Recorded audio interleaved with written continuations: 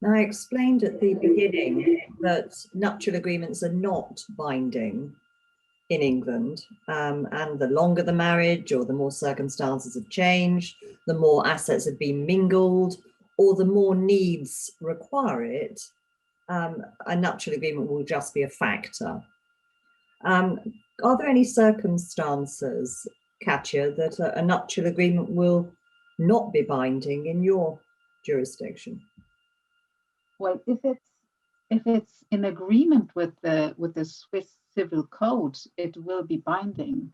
If it's not, like if it contains maintenance agreements or anything about children, then this part will probably not be binding to a Swiss court, which makes me really thinking about how to advise my clients who are often binational or coming from another country.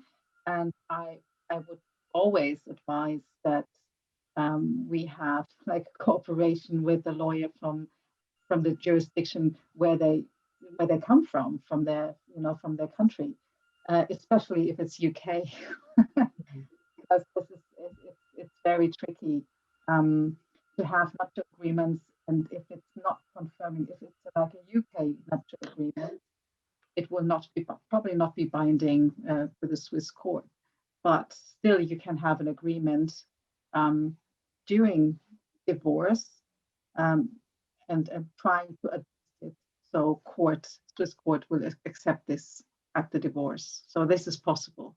You can still have an agreement, to do that, to respect what they really wanted to have when they drew up the nuptial agreement in the UK, for example. And nuptial agreements binding in Scotland? Who knows is the honest answer. The only decided case that we've actually had goes back to 1982, and our Family Law Act came into force in 1985, so there's been no case yet decided post our 85 Act.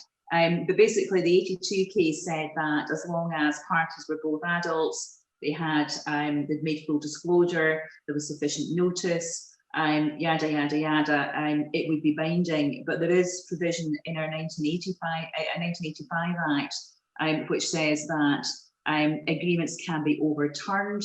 The exact terminology says agreements between parties to a marriage. There was a big case in court about 5-6 years ago where the actual definition of parties to a marriage was considered, and the sheriff principal in that case came down to say that in fact even parties who are not yet married but are negotiating a nuptial contract should be considered parties to a marriage.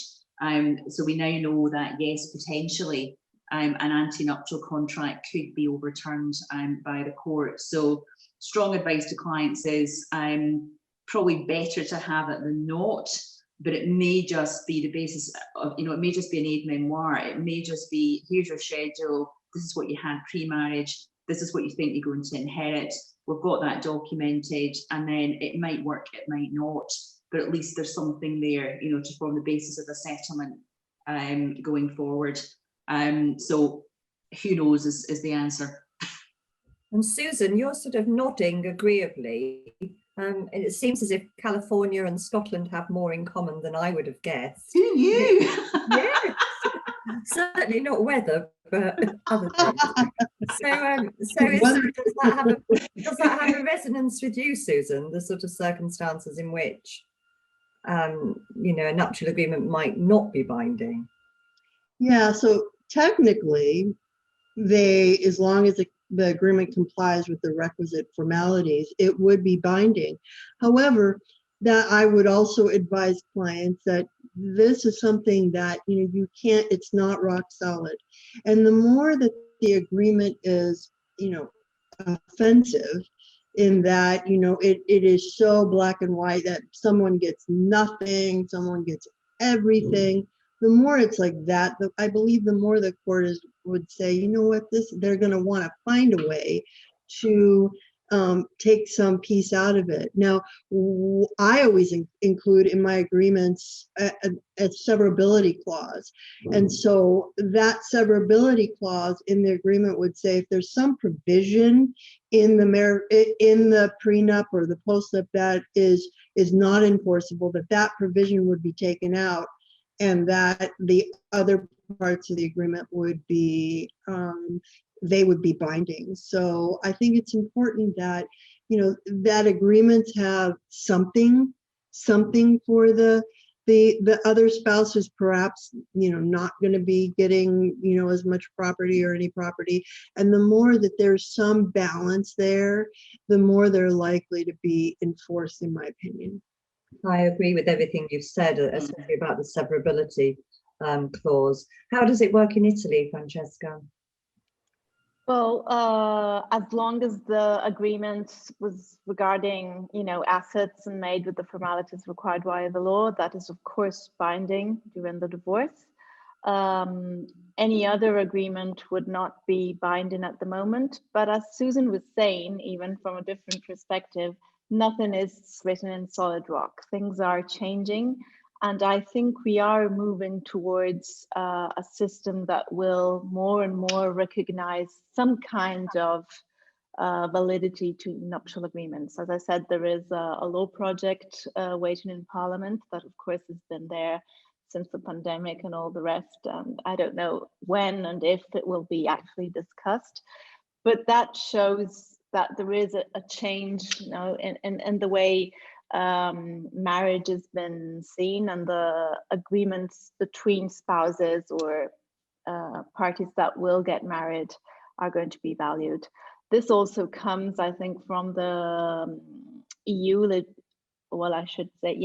legislation. One thing that couples can now choose is the law that will discipline their separation. And that is something that parties, especially in big cities, are binational parties or cross-border, are starting to consider.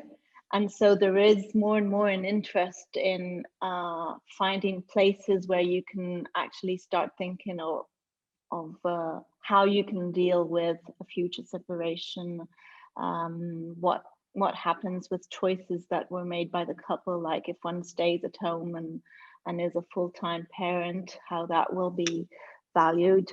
So this is really a topic that is changing, and so it's difficult to give certain, you know, definitive answers, and even the most traditional ones are not definitive anymore, I would say.